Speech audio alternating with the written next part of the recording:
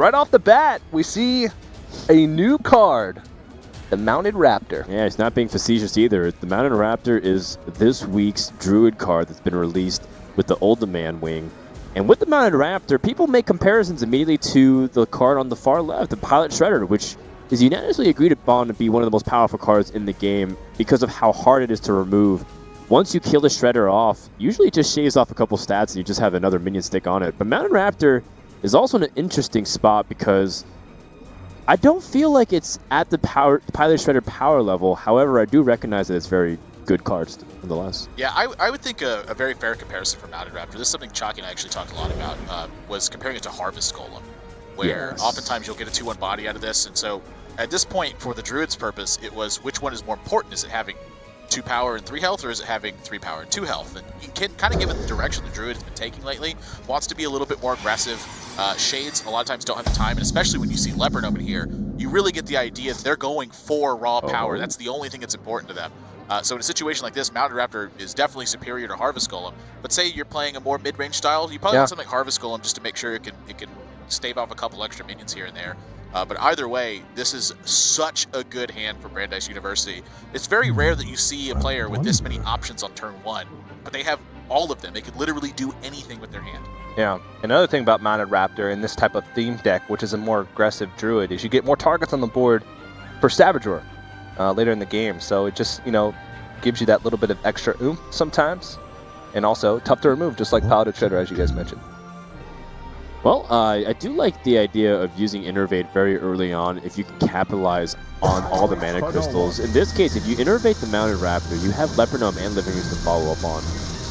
But using the Innervate now also means that maybe your curve after that is, not really that smooth. This gives him some options, but turn 2 is also going to be slightly awkward for now. Hopefully they can pick up a draw very easily for Brandeis. Yeah, I actually like what they chose to go with here, because if you take a look at the matchup they're against, Warrior, this is a deck that is pretty much going to keep Fiery War Axe every single time.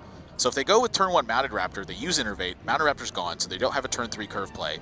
And when it removes the Mounted Raptor, say they don't get a good 1-drop out of that, they actually deal less damage by playing it turn 1 than they do if they play Living Seeds on turn 1. I mean, they're never going to Fiery War Axe one of these 1/1s, and if they don't have Armor Smith or Whirlwind, they really can't contest these that well. So this play, I think, against just what the range of options the Warrior has, just overall yields more damage. It does, but however, one thing to consider is that you are an aggressive deck, and you want to try to get... You usually try to play for the optimal scenarios of how much damage you can get. I know a lot of people are really scared about using Knife Juggler, right, compared to like a Haunted Creeper. Yeah. And a lot of times, even if the Knife Juggler does get killed off, the upside of being able to do that 3 or 4 points of damage might be the difference of killing something like Warrior. So it's something that Brandeis has been weighing a lot on their mind. Yeah, for sure. And this matchup overall, of course, traditionally mid-range Druid has been considered pretty favorable against Control Warrior. But Avram, what's this matchup like? It's a very aggressive Druid. They have a lot of faster cards. Fellweaver most likely in the deck. Might even be seeing that new, the Ancient Shade, I believe it's called, has been making its way into some of these aggro lists. How's this matchup overall? Well, you would kind of think that, traditionally Druid has just been favored over Control Warrior, and so a lot of times they can just put so much pressure on that throughout the course of the game, Warrior's constantly using weapons, they're chipping away their own life total. You get to Force Feature Savage Roar, suddenly it looks like the game is going to end. These super aggressive builds, though, it really kind of depends on the Warrior's draw. Like, if they get the right draw to disrupt everything, it's a very bad spot for the Druid. But this is kind of one of those scenarios where, I mean, this is pretty much the dream. The Warrior didn't have an answer to turn 1 Seeds, so that was great for you. It's very unlikely they're going to be able to answer all of this stuff on turn 2. It just looks like this game's panning out beautifully. If you have a hand like this, definitely in favor of Druid. Yeah. If you look at kind of what he's doing, though, they just want to remove everything. And with a 1 health minion popping out, it's going to be a coin whirlwind effect. Wants to deny any Savage Roar possibility, which is exactly what's in the hand of Brandeis. And that's going to reset them to square one. That one whirlwind tech was so big. They're even tossing it well played like, man, that really ruins our entire strategy. The fact that they have nothing to follow up on other than the Leopard Gnome, Brandeis seem to be fishing. Yeah, that's exactly what Admirable was talking about, is if you have the right cards, all of a sudden Aggro Druid just runs out of steam. A lot of times, or sometimes they cut cards like Ancient of Lore or a lot at the top end, so they really rely on getting the strong draws off the top like Fell Reaver, or like those big cards that are going to help them close out the game. A lot of times, by the time Aggro Druid runs out of resources, they've done enough damage to where any Force of Nature Saboteur is going to end the game. But in this point, in this match, it's just not the case. Laval's sitting comfortably at 22. Well, I mean, 22 isn't the most comfortable as the game goes on. An easy way to kind of measure it is what can Druid really do in the few turns that kind of lead up to it. And if you can get Leper Gnome hit and Hero Power plus the Death Rattle, like Warrior is going to be working really on 17 health. And to be able to get to the halfway point before turn 5 is a really big deal for a class like Druid that wants to be really aggressive with Force of Nature Saboteur. Mm-hmm. So something to keep in mind that even though it looks like, by all means, Laval should be able to run away with the game, there are like ways for it to sneak in and still win. Mm-hmm. Yeah, that's very true. It's very true. And that's one of the strengths of Aggro Druid as a whole. It's being able to just put that pressure on early and then close out the game. Oh, shield block is really nice, though. I mean, first you want to draw with the Acolyte, but the idea of that shield block just stalls for the right appropriate time, plus it pairs with removal very effectively. And even that Armor Smith is such a big deal, too. Yeah, you said it. They're already down to 16 even after this armor up, so could be out of reach for Brandeis at this point. It definitely could be, but there's something else that's big to note here is that this, given that this is an aggro Druid deck, they don't have that mid-sized draw density that a lot of regular Druids have. There's no Emperor Thoris on. You don't have Azure Drakes in here oftentimes. A lot of these decks have just cut Ancient of Lore because they rely on those just heavy early curves and then using Saboteur to just blow the game wide open. They don't have that. Instead, they're drawing stuff like Druid of the Saber on turn 5. Normally you look at this hand with 2 executes, you think this game is going to be closed out, but really what's closed this out is the fact that they disrupted all of the early pressure and they have stuff to back it up. Yeah. You get in a couple swings with a Fel Reaver at any stage in the game, you're probably going to come out on top if you're a Druid player. But, I mean, you do have this thing in stealth mode with the Panther. You also have the Savage Roar waiting in hand. I'm really thinking about opportunities for him, Brandeis, to even still sneak this game, because Savage Roar right now counts as 4, but just take a couple of other minions that have charge, maybe the Druid the Claw, and in a couple of turns there would be opportunities for them to combo. But with cards like Shield Block and Justicar Trueheart, I do feel like the window is closing very rapidly on Brandeis. Mm-hmm. Yeah, I mean, they need a series of draws right here, and they need them to be basically picture perfect. Fel Reaver.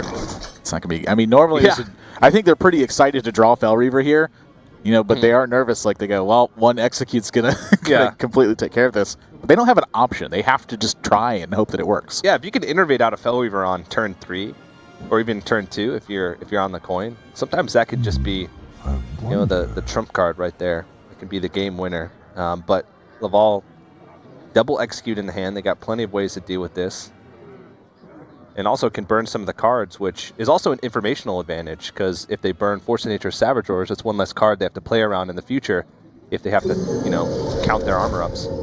Yeah, I don't really expect this this Panther to attack still, even though you do want to get the damage in. It's just there's too much on the board that can threaten it. That'll not only kill it, but also basically negate its damage, because Armor Smith's on the board. So every time you effectively trade on it, you're gaining back some of that damage that you just felt. So Brandeis is in a really tough spot.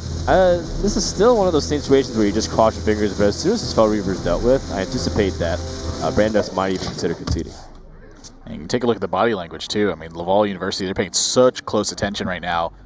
They know that this game is on the edge of turning around basically in the next turn or two, like completely basically shut off, kind of regardless of the life totals. And Brandeis, you can just see they know that they're in a desperate situation, that they have to get perfect draws or this one's slipping away.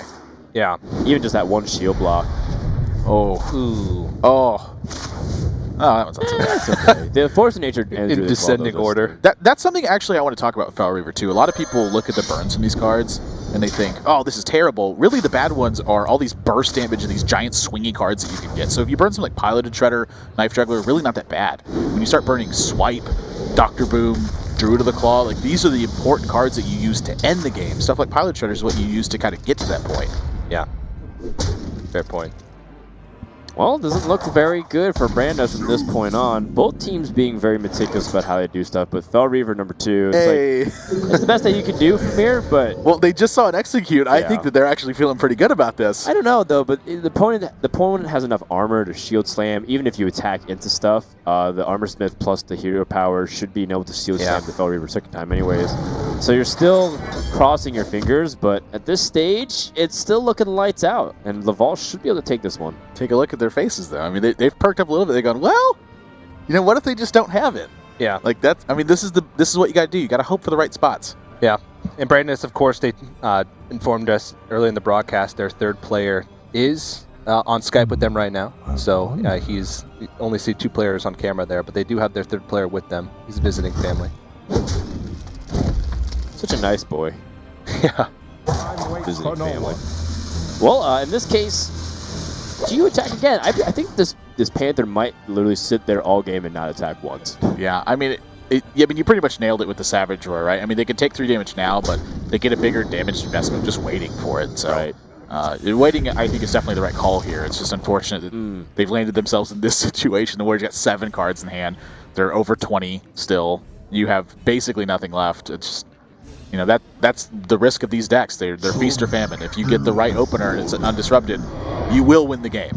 Otherwise, you know, you find yourself here and Fel Reaver's picking off your Keepers of the Groves and your swipes. And yeah, you can even see that in some ways Laval is just being extra super duper safe, dropping the Sludge Belcher when it's very clear that they almost don't need it in a way. You know, they could even just a card True Heart and effectively just run away with the armor as time goes on. But in this case, they're just really far ahead. They can almost do anything they want. Yeah, they can just close their eyes and click buttons and this one will work out. And Brandeis, they're going to scoop this one up.